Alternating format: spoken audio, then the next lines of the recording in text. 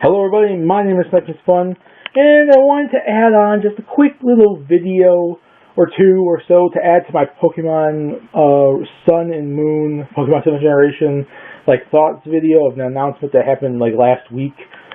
I wanted to add a couple of little extra videos on, and basically what was the easiest thing I could record about a video game collection. About a week and a half ago I did my anime collection video, and that was 5 parts, but I'm going to be doing right now, I want to do a quick little video, and it might be 2 parts, I have no clue, on my GameCube collection, just to add on to it. And for people that are wondering why I'm doing all these small things, I haven't really done anything big on YouTube lately. I am working on a lot of stuff behind the scenes. I am coming up with ideas for top 10 lists and reviews and stuff like that. I said a video, announcement video, I think basically at the end of last year, early this year, and I do plan on getting into those.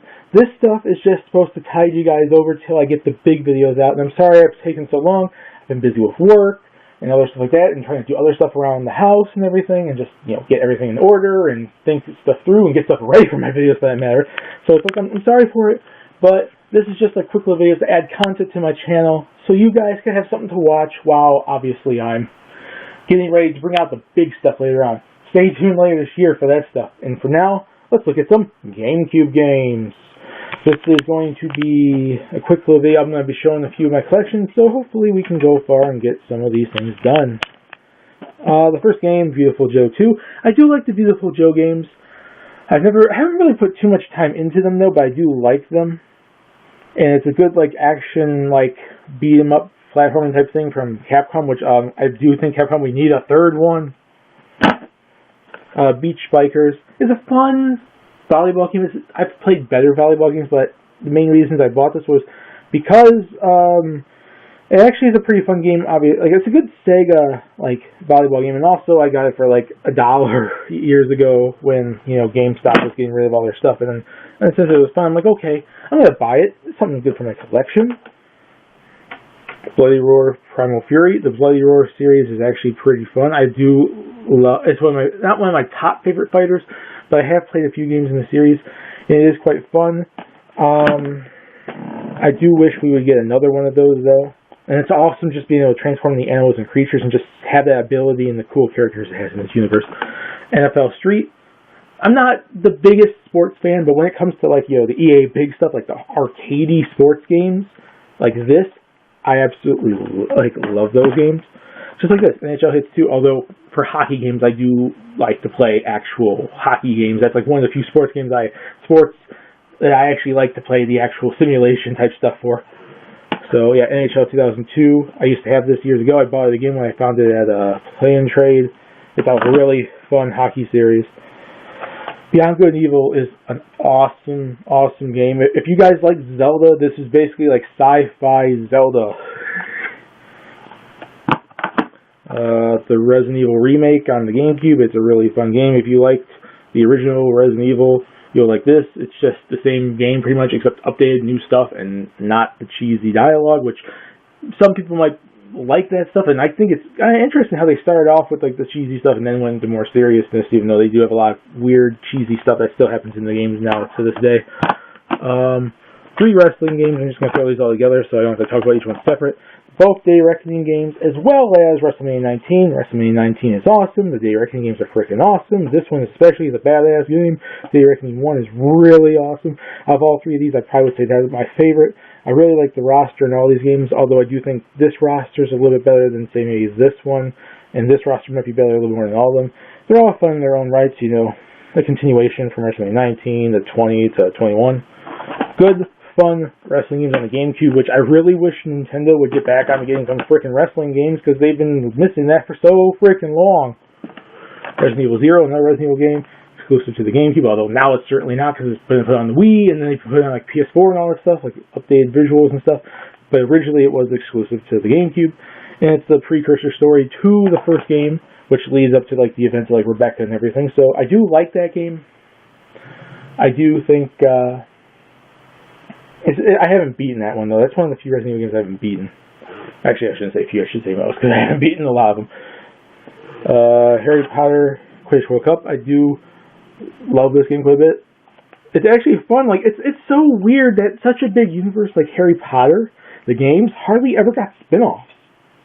Like, I would assume that you would make like a dueling game specifically, or some sort of fighting game, or some sort of like anything like Harry Potter. It was always just basically based off of movies, and this was like one of the few things where it's like, okay, it's a spin-off based off Quidditch, and it's fun, and actually it's a pretty fun game. It's like, for Harry Potter, it's pretty fun actually. It's like, you would expect more though. Like, wouldn't you think you'd see more?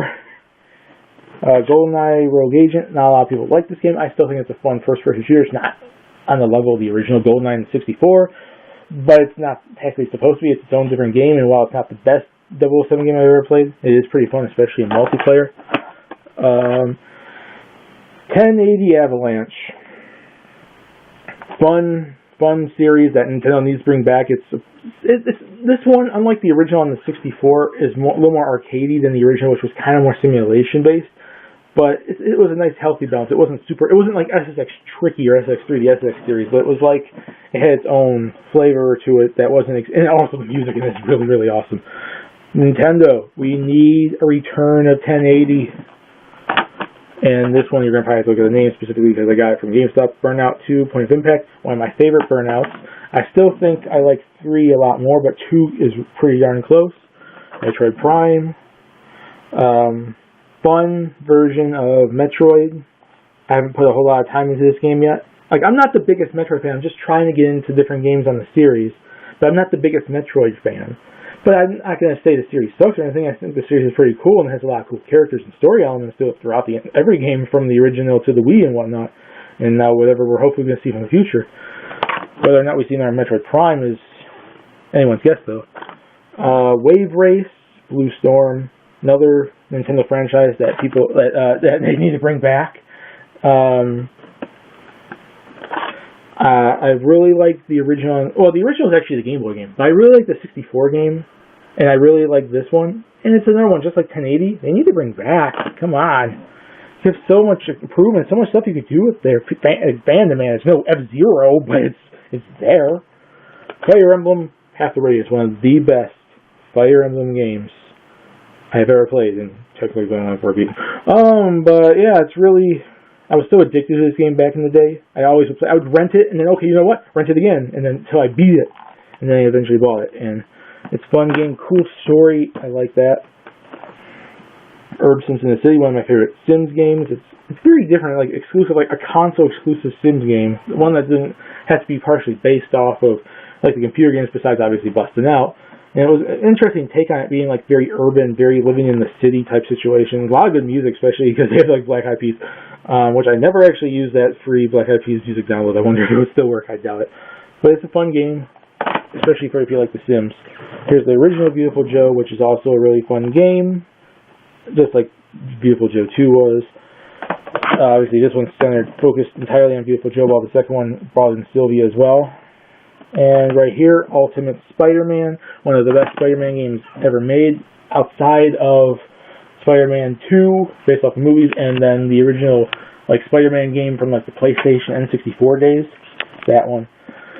Bite and Kados RPG Classic, which I wish Nintendo would work to get another, version of this with them with Namco.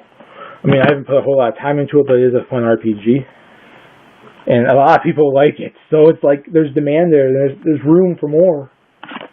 Resident Evil 2, obviously it's a port of the PlayStation 2 game, PlayStation 1 game, but it's fun. Leon, Claire, classic Resident Evil tank controls. And there's NBA Street, which, like I said, I like classic sports. I like arcadey sports type titles more so than like the ones that are super simulation based. And NBA Street's certainly one of them I do like the most. And that's going to basically be it. I'm going to do 2 parts on this because it's basically another container down here, down there.